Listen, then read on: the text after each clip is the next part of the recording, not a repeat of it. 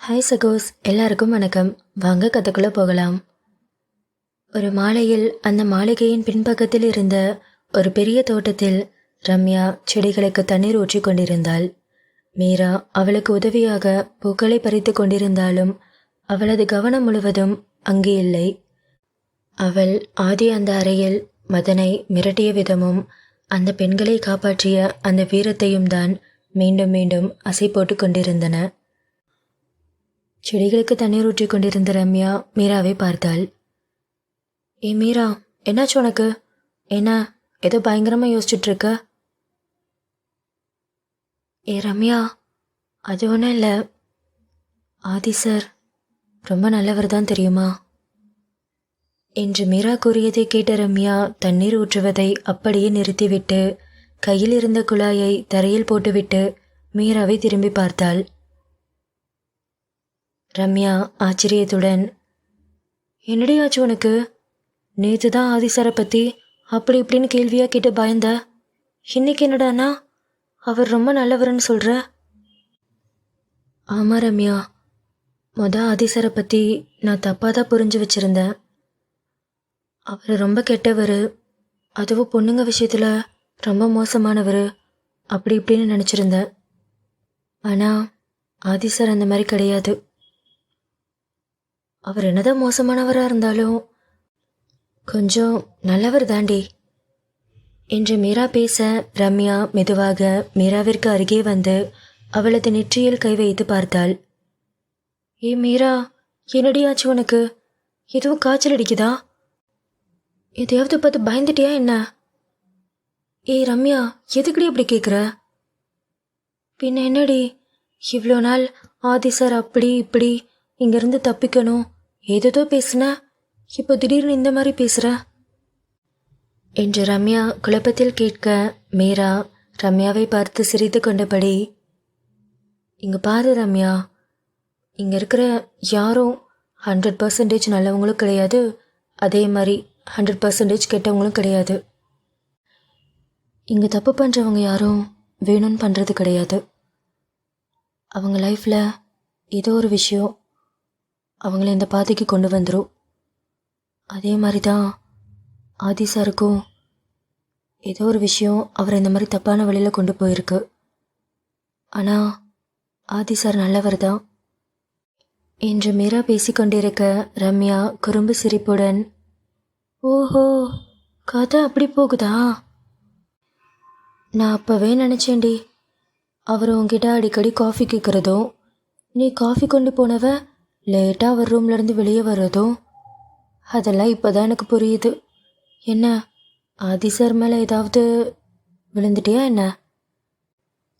ஏ ரம்யா, நீ என்ன லூஸா? அன்னைக்கு விஸ்வாசாரை பற்றியும் இந்த மாதிரி தான் சொன்னேன், இன்னைக்கு ஆதி சாரை பற்றியும் இப்படி தான் சொல்கிற. ஏண்டி, நார்மலாகவே திங்க் பண்ண மாட்டியா? அடி போடி மீரா, நீ வேற. இங்கே நடக்கிறதெல்லாம் பார்த்தா நார்மலாக நடக்கிற மாதிரியா இருக்கு. சரி, நீ உன் மேட்ரு சொல்லு. இங்கே பாரு ரம்யா, நீ நினைக்கிற மாதிரிலாம் எதுவும் கிடையாதுடி. இத்தனை நாள் அவரை தப்பாக புரிஞ்சு வச்சுருந்தேன், இப்போ தான் அவரோட நல்ல மனசு எனக்கு புரிஞ்சிருக்கு. அதை தான் சொன்னேன், நீ எதுவும் இமேஜின் பண்ணிக்காத என்று மீரா கூற ரம்யா தலையசைத்து கொண்டபடியே, ஓ ஓகே மேடம், நேற்று ஆதிசாரை கெட்டவன் திட்டினீங்க, இன்னைக்கு நல்லவர்னு சர்டிஃபிகேட் கொடுக்குறீங்க, நாளைக்கு என்ன சொல்கிறீங்கன்னு நானும் பார்க்குறேன். சரி, டைம் ஆச்சு, போய் அந்த நல்லவருக்கு ஸ்ட்ராங்காக காஃபி போட்டு எடுத்துகிட்டு போ என்று ரம்யா அவளை தள்ளிவிட மீரா வெக்கமும் குழப்பமுமாக அங்கிருந்து ஓடினாள். ரம்யா சிரித்து கொண்டே அவளை பார்த்து கொண்டிருந்தாள். அந்த இரவு நேரம் அந்த பிரம்மாண்டமான டைனிங் ஹால் அமைதியாக இருந்தது. ஆதி அங்கு அமர்ந்து ஒரு கையில் ஸ்பூனை பிடித்தபடி மறுபுறம் தனது லேப்டாப்பில் மூழ்கியிருந்தான். அவனது கண்கள் திரையில் ஓடும் எண்களை தீவிரமாக பார்த்து கொண்டிருந்தன. வழக்கம் போல சமையலறையில் ஒரு பெரிய விவாதமே நடந்து கொண்டிருந்தது. அடியே கீதா, நீ போய் இன்னைக்கு சார் மூடே சரியில்லைன்னு நினைக்கிற, லேப்டாப்பவே முறைச்சி பார்த்துட்ருக்காரு, யாராச்சும் போங்கள. ஐயோ, என்ன ஆள விடுங்க, அந்த லேப்டாப்பில் மட்டும் ஏதாவது தப்பாக தெரிஞ்சுது சாப்பாட்டு தட்டை என் மேலேயே தூக்கி வீசிடுவார், எனக்கு பயமாக இருக்குது, வேற யாராச்சும் போங்களேன் இன்று வழக்கம் போல ஆதிக்கு உணவு பரிமாற யார் செல்வது என்று ஒரு பெரிய பட்டிமன்றமே நடந்து கொண்டிருந்தது. அப்போது மீரா அவர்களின் அருகே நடந்து வந்தாள்.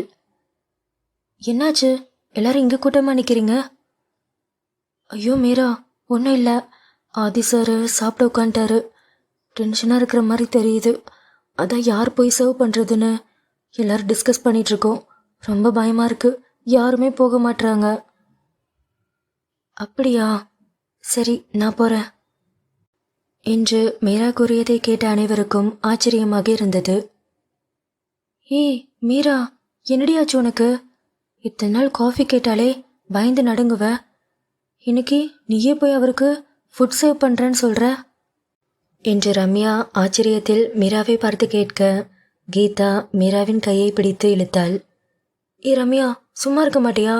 அதான் மீரா போறேன்னு சொல்கிறாள்ல, நீ போ மீரா என்று தான் தப்பித்தால் போதும் என்று மீராவை அங்கே போக சொன்னாள். மீரா மெதுவாக ஆதியின் அருகில் சென்றாள்.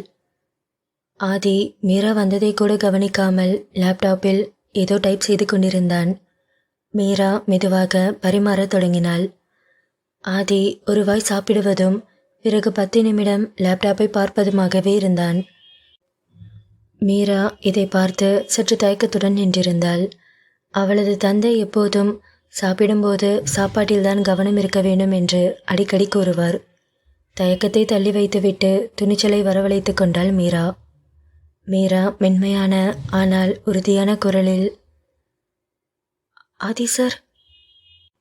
என்ன என்று திரையில் இருந்து கண்களை விளக்காமல் வெறும் வார்த்தையால் பதிலளித்தான். ஒன்றும் இல்லை சார். சாப்பிடும்போது எதுக்கு வேலை பார்க்குறீங்க?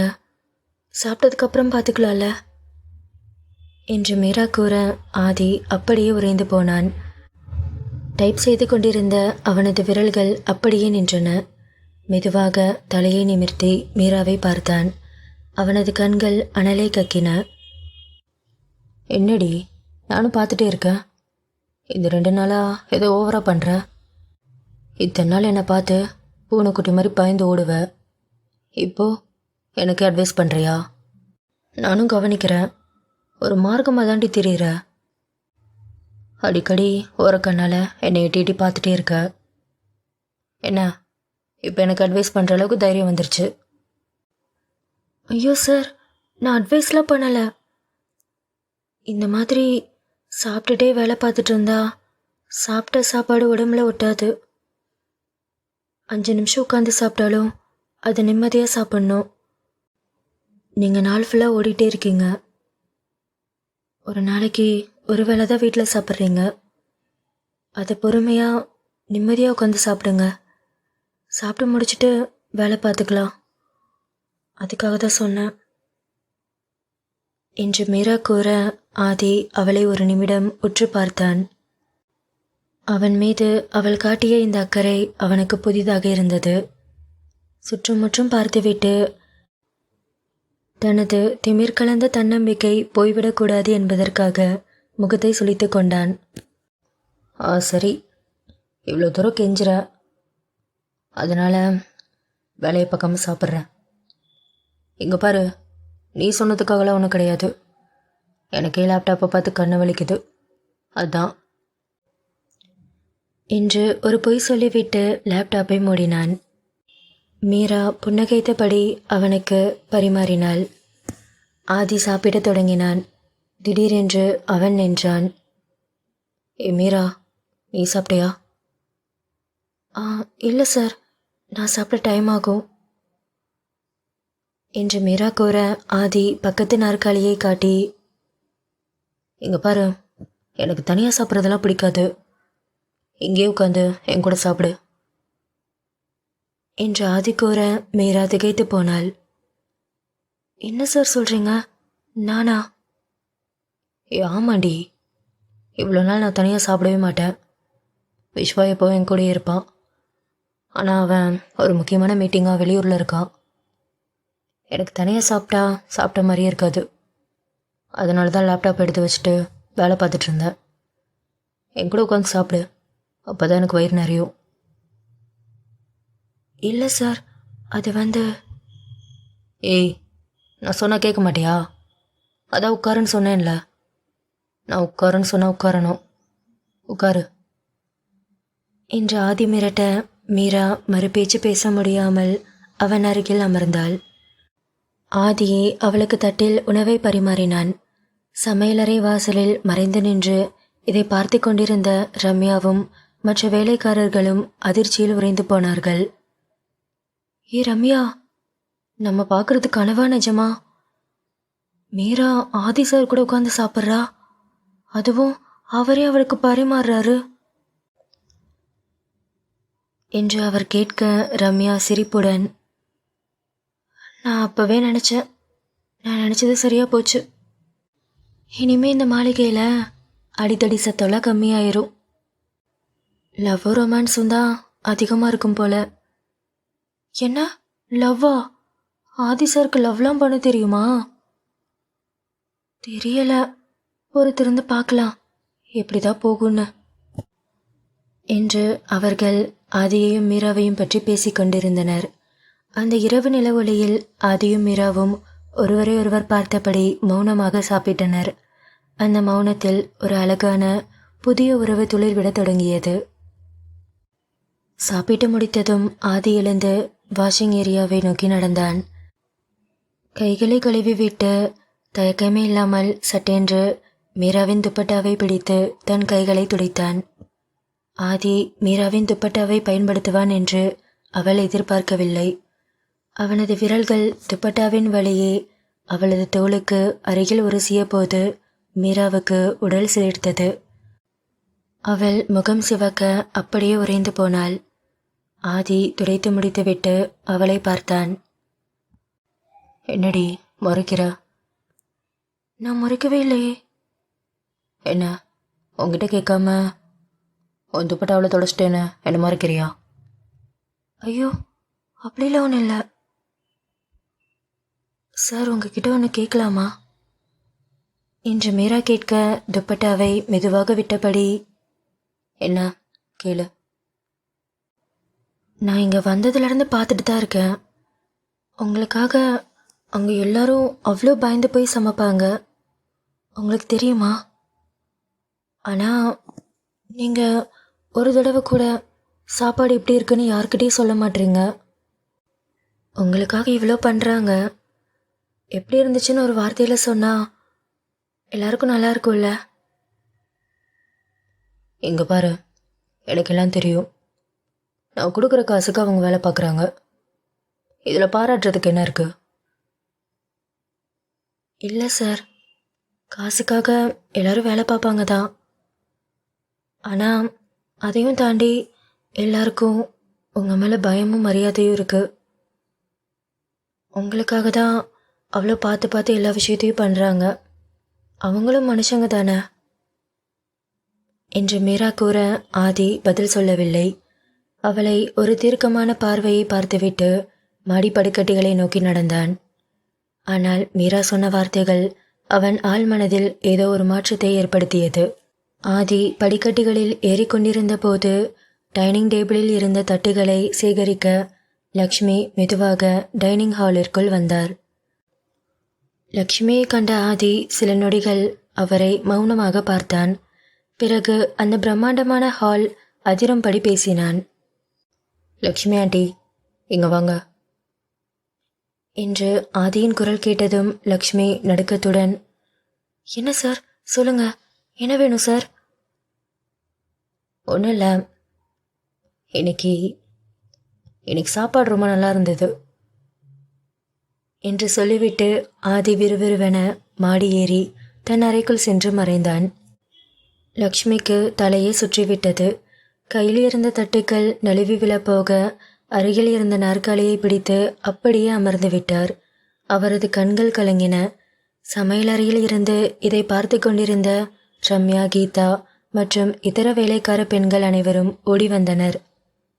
லக்ஷ்மி அம்மா, என்னாச்சு உங்களுக்கு? என்ன திடீர்னு இப்படி உட்காந்துட்டீங்க?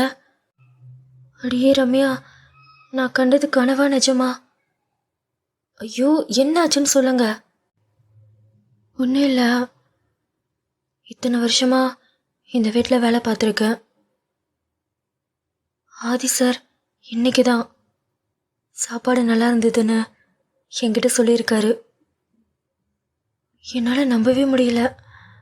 அந்த வார்த்தையை கேட்டதும் எனக்கு எவ்வளோ சந்தோஷமாக இருந்ததுன்னு தெரியுமா? எனக்கு இங்கே என்ன நடக்குதுன்னு ஒன்றுமே புரியலடி என்று லக்ஷ்மி அதிர்ச்சியில் கூற, கீதா அதிர்ச்சியில் கையை வாயில் வைத்தபடி, என்னது ஆதி சார் அப்படி சொன்னாரு? நம்பவே முடியலையே என்று அனைவரும் ஆச்சரியமாக பேசிக்கொண்டிருந்தனர். ஆதி ஒரு சாதாரண மனிதனாக மாறத் தொடங்கிய அந்த நிமிடம் அந்த மாளிகையில் ஒரு புது வசந்தத்தை வரவழைத்தது. அடுத்த நாள் காலை அந்த மாளிகையை ஒரு கார்ப்பரேட் அலுவலகம் போல தோற்றமளித்தது. விஸ்வா ஹாலில் அங்குமிங்கும் நடந்தபடி ஃபோனில் தீவிரமாக பேசிக்கொண்டிருந்தான். அவனது கையில் ஒரு முக்கியமான ஃபைல்ஸ் இருந்தது. வழக்கமாக துப்பாக்கியும் கத்தியும் பேசும் அந்த இடத்தில் இன்று பிசினஸ் கோப்புகள் பேசிக்கொண்டிருந்தன. மீரா தோட்டத்திலிருந்து பூக்களுடன் உள்ளே வந்தபோது விஸ்வாவின் முகத்தில் தெரிந்த மாற்றத்தை கவனித்தாள். அவன் முகத்தில் ஒரு பெரிய வெற்றி கிடைக்கப் போகும் சந்தோஷமும் அதே சமயம் ஒரு விதமான பதற்றமும் கலந்திருந்தது. என்ன சார் இது, இவ்வளோ சீக்கிரமாக வெளியே கிளம்பிட்டீங்களா? ரொம்ப பிஸியாக இருக்கிற மாதிரி தெரியுது. அது மட்டும் இல்லை, உங்கள் ஃபேஸில் அவ்வளோ சந்தோஷம் தெரியுது. ஏதாச்சும் முக்கியமான விஷயமா என்று மீரா கேட்க, விஸ்வா ஃபைலை அணைத்தபடி மூச்சு வாங்க, ஆமாம் மீரா, இன்னைக்கு ஆதிக்கு ரொம்ப முக்கியமான நாள். இத்தனை வருஷம் அவன் இதுக்காக தான் காத்துட்ருந்தான். இந்த வேர்ல்ட்லேயே ரொம்ப பெரிய மல்டிநேஷ்னல் கம்பெனி இன்னைக்கு ஆதி கூட கொலாப் பண்ண போகிறாங்க. இது மட்டும் நடந்துச்சுன்னா ஆதி ஒரு பிஸ்னஸ் மேனாக அடுத்த கட்டத்துக்கு போயிடுவான். என்ன சார் சொல்கிறீங்க? ஆதி சாருக்கு இருக்கிற பவருக்கு இதெல்லாம் ஒரு சாதாரண விஷயமே கிடையாது. ஆனால் இதுக்காக இத்தனை வருஷம் வெயிட் பண்ணுறாரா? இது அவருக்கு அவ்வளோ பிடிச்ச விஷயமா? பிடிச்ச விஷயம் இல்லை மீரா, இது ஆதியோட கனவு. அவன் வெறும் அண்டர் கிரவுண்ட் மாஃபியாவாக மட்டும் இருக்கணும்னு நினைக்கல. ஒரு நேர்மையான பிஸ்னஸ் சாம்ராஜ்யத்தை உருவாக்கணும்னு அவ்வளோ ஆசைப்பட்டான். இன்னைக்கு அதுக்கான ஃபர்ஸ்ட் ஸ்டெப். அதான் எனக்கு கொஞ்சம் பயமாக இருக்குது. எல்லாம் நல்லபடியாக நடக்கணும் என்று விஸ்வா பேசிக்கொண்டிருக்கும் போதே வாசலில் கார் வந்து நின்ற சத்தம் கேட்டது. அவன் அவசரமாக காரை நோக்கி சென்றான். அப்போது மாடி படிக்கட்டுகளில் ஒரு பலமான சத்தம் கேட்டது. மீரா நிமிர்ந்து பார்த்தாள். ஆதி படிக்கட்டுகளில் மின்னல் வேகத்தில் இறங்கி வந்து கொண்டிருந்தான். அவன் அணிந்திருந்த கருப்பு நிற கோட் சூட் அவனது ஆளுமையை இன்னும் கம்பீரமாக காட்டியது. அவனது நடையில் ஒரு வேகம் இருந்தது. அந்த வேகத்திலும் அவனது கண்களில் தெரிந்த தீர்க்கத்திலும் மீராவால் ஒன்றை மட்டும் உணர முடிந்தது. இது அவனுக்கு வெறும் ஒரு மீட்டிங் கிடையாது. அவனது பல வருட உழைப்பிற்கும் அவமானங்களுக்கும் கிடைக்கப் போகும் ஒரு அங்கீகாரம். மீரா தன் மனதிற்குள் வியப்புடன், என்ன இது, எவ்வளோ பெரிய மாஃபியா, ஊரே இவனை பார்த்தா பயந்து நடுங்குது. ஆனால் அவனோட கனவு தேடி அவனே இப்படி ஓடிட்டுருக்கான். எல்லாத்தையும் தப்பாக பண்ணுற ஆதி அவரோட ட்ரீம் மட்டும் ரொம்ப நேர்மையாக இருக்கணும்னு நினைக்கிறாரு. என்ன மனுஷன் இவன் என்னால் புரிஞ்சுக்கவே முடியல என்று மீரா யோசித்து கொண்டிருக்க, ஆதி ஒரு முறை கூட மீராவை திரும்பி பார்க்கவில்லை. அவனது இலக்கு இன்று அந்த மீட்டிங் மட்டுமே. ஆதி படிக்கட்டுகளிலிருந்து இறங்கி வந்த அந்த வேகம் மாளிகையின் தரைத்தளத்தையே அதிரச் செய்தது. விஸ்வா வெளியே காரில் காத்திருக்க, ஆதி தனது கோட் பட்டன்களை சரி செய்தபடி விறுவிறுவென நடந்தான். அவனது சிந்தனை முழுவதும் அந்த முக்கியமான மீட்டிங்கை பற்றியே இருந்தது. அப்போது எதிர்பாராத விதமாக ஹாலில் விரிக்கப்பட்டிருந்த விலையுயர்ந்த கம்பளம் ஒரு ஓரத்தில் லேசாக மடிந்திருந்தது. வேகத்தில் அதை கவனிக்காத ஆதியின் கால் அதில் சிக்கி அவன் லேசாக தடுமாறினான். தடுமாறிய அதே நொடி ஆதியின் முகம் அப்படியே சிவந்தது. அவனது கனவு திட்டத்திற்கு செல்லும் முக்கியமான நேரத்தில் ஏற்பட்ட இந்த சிறு பிசகு அவனது நிதானத்தை மொத்தமாக சிதைத்தது. ஆதி இடி முழக்கமிடுவது போல கத்தினான். ஓ ஷிட், என்ன இது, என்ன வேலை பார்க்குறீங்க எல்லாரும்? ஒரு கார்பெட் கூட ஒழுங்காக விரிக்க தெரியாதா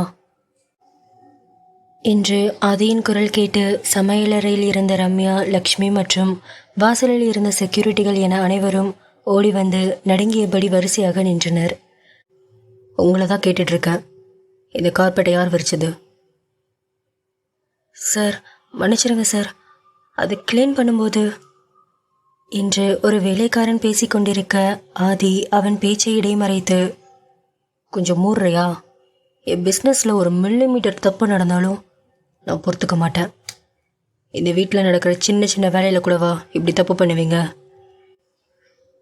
என் கையில் இப்போ கன் இல்லை, அதனால எல்லோரும் தப்புச்சிங்க. இல்லை, இங்கே நடந்திருக்கிறதே வேற. ஒரு முக்கியமான வேலையாக வெளியே போகிறேன். நான் போன வேலையில் மட்டும் ஏதாச்சும் ப்ராப்ளம் ஆச்சு, வந்தவங்க அத்தனை பேரையும் என் கையாலே சாவடிச்சிருவேன் என்று ஆதி கத்திய கத்தலில் அந்த மாளிகையே அதிர்ந்தது. எல்லோரும் தலையை தொங்க போட்டுக்கொண்டு சாவுக்காக காத்திருப்பது போல நின்றனர். அனைவரும் பயந்து பின்வாங்கிய அந்த நேரத்தில் மீரா சற்றும் பதற்றப்படாமல் ஒரு கண்ணாடி கிளாஸில் குளிர்ந்த நீரை எடுத்துக்கொண்டு ஆதியின் மிக அருகில் சென்றாள். ஆதி சார் என்று மீராவின் குரல் கேட்டதும் ஆதி நிதானமாக திரும்பினான். நடி, உனக்கு என்ன வேணும்? ஒன்றும் இல்லை சார், இந்தாங்க தண்ணி குடிங்க. ஆதி ஆத்திரத்தில் அவனை பார்த்தான். அவனது கண்கள் சிவந்து போயிருந்தன. பைத்தியக்காரி, நீ என்ன பைத்தியமா? ஏண்டி, முக்கியமான வேலையை வெளியே போயிட்டுருக்க? நான் உன்கிட்ட கேட்டனா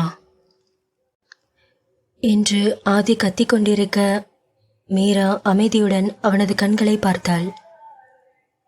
சார், தண்ணி குடிங்க.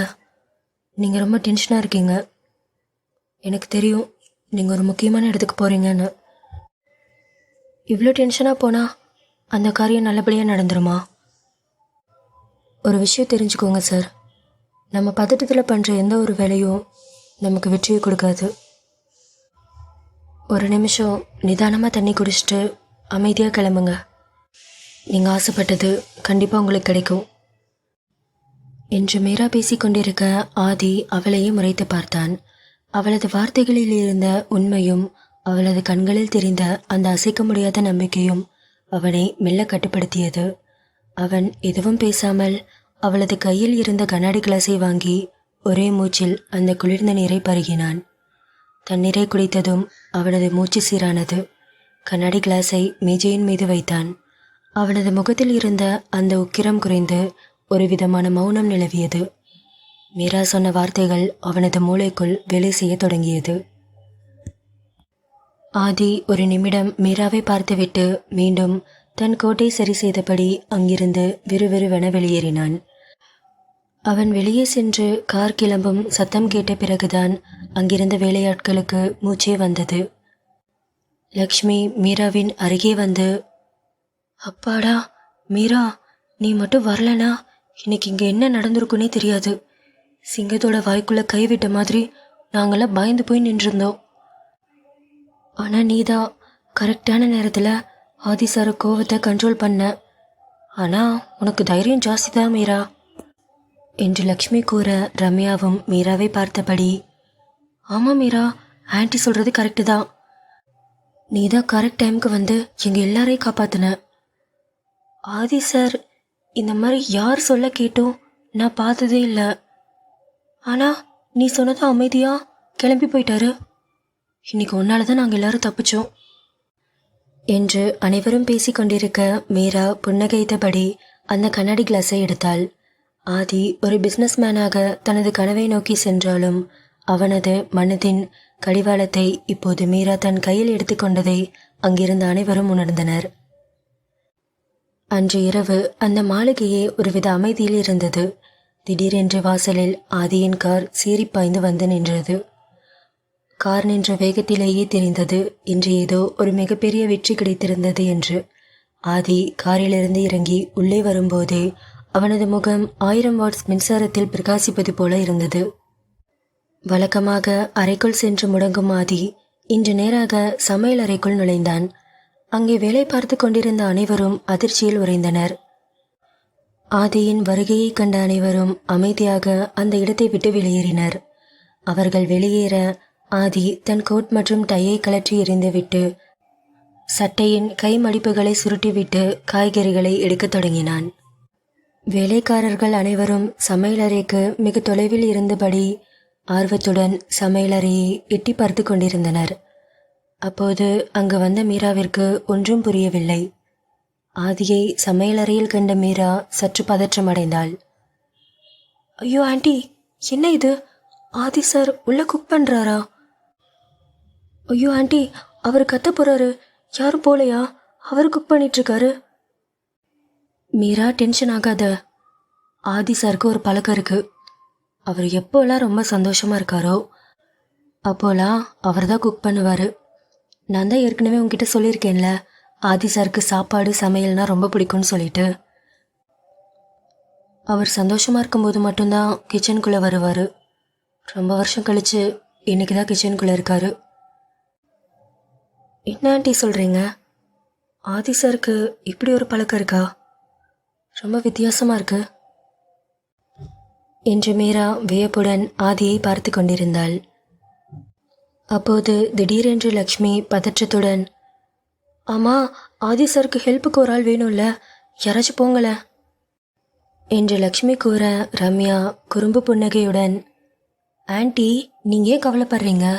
நம்ம மீரா இருக்கும்போது நமக்கு என்ன பயம்? மீரா, நீயே போ. ரம்யா, நான் போகிறதா? காலையிலேயே அவர் டென்ஷனாக இருக்கிறத பார்த்து நான் பயந்துட்டேன். ஏதோ தைரியத்தை வரவழைச்சிட்டு அவர்கிட்ட போய் பேசினேன். அதுக்குன்னு எல்லா டைமும் என்னையே கொடுத்து விடுவியா என்று மீரா பேசிக்கொண்டிருக்கும் போதே பணிப்பெண்கள் அனைவரும் மீராவை சமையலறைக்குள் தள்ளிவிட்டனர். மீரா அவர்களை ஒரு முறை முறைத்து பார்த்துவிட்டு அந்த பிரம்மாண்டமான சமையலறையின் உள்ளே நுழைந்தாள். ஆதியின் அருகே சென்று, ஆதி சார், என்ன இது? நீங்கள் சமைச்சிட்ருக்கீங்க, உங்களுக்கு ஏதாச்சும் ஹெல்ப் பண்ணட்டுமா? மீரா, நீயா? அதெல்லாம் ஒன்றும் வேணாம், நீ ஓரமாக நில்லு என்று கூறியபடி ஆதி ஒரு பெரிய கத்தியை எடுத்து வெங்காயத்தை மெலிதாக நறுக்கி கொண்டிருந்தான். ஆச்சரியமாக அதை பார்த்த மீரா, ஐயோ சார், என்ன இது? நீங்கள் போய் வெங்காயம்லாம் கட் பண்ணுறீங்க? கொடுங்க, நான் கட் பண்ணி தரேன். நான் தான் சொல்கிறேன்லடி, அதெல்லாம் ஒன்றும் வேணாம். ஐயோ கொடுங்க சார், நீங்கள் போய் இதெல்லாம் என்று கூறியபடி அந்த வெங்காயத்தை எடுத்து மீரா அதை நறுக்க ஆரம்பித்தாள். 2 நிமிடம் கூட ஆகவில்லை. வெங்காயத்தின் காரம் அவள் கண்களில் ஏற மீரா கண்களை தேய்க்கத் தொடங்கினாள். என்னடி ஆச்சு? ஐயோ சார், என் கண்ணு எரியுது, என்னால் கண்ணை திறக்கவே முடியல என்று அவள் கண்களை தேய்க்க கையில் இருந்த வெங்காயச்சாறு அவள் கண்களில் இன்னும் அதிகமாக பட்டது. அவள் தவிக்கத் தொடங்கினாள். ஆதி சிரித்து கொண்டே அவள் அருகே வந்தான். ஏண்டி, இதெல்லாம் உனக்கு தேவையா? நான் தான் சொன்னேன்ல, ஓரமாக நின்று வேடிக்கை பாருன்னு. அடங்க மாட்ட? சரிங்க வா என்று அவன் கைகளால் மீராவின் முகத்தை தாங்கி பிடித்து மெதுவாக ஊதிவிட்டான். ஆதியின் முகம் மீராவின் முகத்திற்கு மிக அருகில் இருந்த அந்த நொடி மீராவுக்கு கண்ணெரிச்சல் மறைந்து இதயம் படபடக்கத் தொடங்கியது. அவனது மூச்சுக்காற்று அவள் முகத்தில் பட்டது. அவளை ஏதோ செய்தது. ஆதி மீராவின் கண்களை உற்று பார்த்தான். அவனது பார்வையில் ஒரு கனிவு இருந்தது. மீரா, ரொம்ப தேங்க்ஸ். தேங்க்ஸா? எதுக்கு சார்? இன்னைக்கு காலையில் நீ மட்டும் என்னை காம் பண்ணலனா கண்டிப்பாக அந்த மீட்டிங்கை நான் சொதப்பியிருப்பேன். என்னோடய கோபம் எல்லாத்தையும் கெடுத்திருக்கும். ஆனால் நீ சொன்ன விஷயந்தான் என் மைண்ட்குள்ளே ஓடிட்டே இருந்தது. இன்றைக்கி நீ மட்டும் இல்லைனா என் கனவு என் கையில் கிடச்சிருக்காது. எல்லாம் உன்னால தான் மீரா என்று ஆதி கூற மீராவுக்கு ஒரு நிமிடம் பேச்சே வரவில்லை. ஆதி மீண்டும் சமையலில் மும்பரமானான். மீரா ஓரமாக நின்று அவனையே கண்ணிமைக்காமல் பார்த்து கொண்டிருந்தாள். வெளியுலகிற்கு இவன் ஒரு கொலைகாரன், மிரட்டும் ரவுடி, அதிகாரம் செய்யும் மாஃபியா. ஆனால் இப்போது ஒரு சாதாரண மனிதனாக மிக நேர்த்தியாக சமைத்து கொண்டிருக்கும் இவனது இந்த பக்கம் மீராவை வெகுவாக கவர்ந்தது. அவனது வலிமையான கைகள், வெங்காயத்தை நறுக்கும் அழகை மீரா ரசித்து பார்த்து கொண்டிருந்தாள். ஒரு மனிதனுக்குள் இவ்வளவு மாற்றங்களா என்று அவள் வியந்தாள். அந்த சமையலறையின் வெப்பத்தை விட ஆதியின் அந்த அன்பு மீராவின் இதயத்தை அதிகமாக சூடாக்கியது. ஒரு மாஃபியாவிற்கும் ஒரு சாதாரண பெண்ணுக்கும் இடையே அந்த சமையல் அறையில் ஒரு மெல்லிய காதல் பாலம் உருவாகி கொண்டிருந்தது. சமையல் வாசனை வீடு முழுவதும் பரவத் தொடங்கியது. ஆதி மீண்டும் காய்கறிகளை நடுக்கத் தொடங்கினான். ஆனால் அவனது கவனம் கத்தியின் மேல் இல்லை. அவனது கண்கள் ஓரப்பார்வையாக மீராவை ரசித்துக் கொண்டிருந்தன. அந்த கவனச்சிதறலில் கூர்மையான கத்தி காய்கறிக்கு பதில் ஆதியின் இடது கைவிரலை லேசாக பதம் பார்த்தது. அவனது விரலில் இருந்து இரத்தம் கசிய தொடங்கியது. ஆதி அதை ஒரு பெரிய விஷயமாக நினைக்கவில்லை. எத்தனையோ இரத்தக்கரைகளை பார்த்த கைகள் அவை. ஆனால் மீரா அலறிவிட்டாள். ஐயோ சார், என்னாச்சு உங்களுக்கு? ஏய் அடங்குடி, இப்போ எவ்வளோ பத்தர்ற? அதெல்லாம் ஒன்றும் இல்லை. ஐயோ சார், ரத்தம் ரத்தம் வருது பாருங்க என்று கூறிவிட்டு எதுவும் யோசிக்காமல் ஆதியின் கையை பற்றி இழுத்த மீரா ரத்தம் கசிந்த அவனது விரலை தன் இதழுக்குள் வைத்து மென்மையாக சுவைத்தாள். ஆதி அதிர்ச்சியில் அப்படியே சிலையாக உறைந்து போனான். எத்தனையோ பேர் அவனது கையை பிடித்து கெஞ்சியிருக்கிறார்கள். பலர் பயத்தில் நடுங்கியிருக்கிறார்கள். ஆனால் ஒரு பெண் தனது காயத்திற்காக இப்படி துடிப்பதை அவன் முதல் முறையாக உணர்கிறான். மீராவின் இதழின் மென்மையும் அவளது பதற்றமான மூச்சுக்காற்றும் ஆதியின் நரம்புக்குள் ஒரு விதமான புது போதையை ஏற்படுத்தியது. ஏய், என்னடி பண்ணிட்டு இருக்க? கைவிடு. சார், ஒரு நிமிஷம் இருங்க என்று கூறியபடி மீரா அவசர அவசரமாக முதலுதவி பெட்டியை எடுத்து வந்து ஆதியின் விரலில் ஒரு சிறிய பேண்டிடை ஒட்ட முயற்சித்தாள். ஏய், என்னடி இது? ஒரு சின்ன கீரல் தானே, இதுக்கு போய் இவ்வளோ பத்தர்ற? அதெல்லாம் ஒன்றும் இல்லை, என்னை விடு. சார் சொன்னா கேளுங்க, அப்படியே விட்டா ஏதாச்சும் இன்ஃபெக்ஷன் ஆயிரும். ப்ளீஸ் சார், இதை போட்டுக்கோங்க. ஏய் புரிஞ்சுக்கோடி, இதெல்லாம் எனக்கு ஒரு மேட்ரே கிடையாது. இதை விட பெரிய காயத்தெல்லாம் நான் பார்த்துருக்கேன். எனக்கு ஒன்றும் இல்லை, விடு. சார், இது உங்களுக்கு ஒன்றும் இல்லாத விஷயமா இருக்கலாம். ஆனால் உங்கள் கையில் அந்த பிளட்டை பார்த்ததும் எனக்கு எதுவும் ஆயிடுச்சு. ப்ளீஸ் சார், எனக்காக இதை போட்டுக்கோங்க என்று உரிமையுடன் அவன் கையை பிடித்து அந்த பேண்டிடை அவனுக்கு ஒட்டினாள். ஆதிக்கு அவன் வாழ்க்கையிலேயே இது ஒரு புதிய அனுபவமாக இருந்தது. அவன் லேசாக பயப்பட ஆரம்பித்தான். சார், ரொம்ப வலிக்குதா? அதெல்லாம் ஒன்றும் இல்லை, நான் ரூமுக்கு போகணும், என்னை விடு என்று ஆதி விறுவிறுவென அங்கிருந்து வெளியேறினான். அந்த இரவு நேரம் ஆதி தனது அறையில் கட்டிலில் சாய்ந்து படுத்திருந்தான். தூக்கம் வரவில்லை. அவன் அடிக்கடி தனது விரலில் இருந்த அந்த பேண்டிடை பார்த்து புன்னகைத்து கொண்டிருந்தான். மீரா அவன் விரலை அவள் வாய்க்குள் வைத்த அந்த நிமிடம் அவனது மூளைக்குள் ரீப்ளேயாக ஓடிக்கொண்டிருந்தது. அப்போது விஸ்வா தற்செயலாக அறைக்குள் வந்தான். ஆதி ஒரு சிறிய பேண்டிடை பார்த்து ரசித்து கொண்டிருப்பதை விஸ்வாவின் கண்கள் பார்த்தன. அவனுக்கு சிரிப்பு தாங்க முடியவில்லை. விஸ்வா கிண்டலாக, டே ஆதி, என்னடா இது? டே விஸ்வா, நீ எப்போ உள்ள வந்த? அதெல்லாம் ஒன்றும் இல்லை, காய்கறின்னு இருக்கும்போது லைட்டாக கை கட் பண்ணிட்ட என்று ஆதி கூறியதும் விஸ்வா சத்தமாக சிரித்தான். ஏண்டா டேய், ஒரு அண்டர் கிரவுண்ட் மாஃபியா நீ. எத்தனையோ பேத்த ரத்த கடை மாற்றிருக்க. அந்த கை ஒரு சின்ன கீரலுக்கு பயந்து போய் பேண்டிட் போட்டு உட்காந்துருக்க. டே, உன்னை எவனாச்சும் ஆப்போசிட் கேங் பார்த்தா சிரிச்சே செத்துருவானுங்கடா.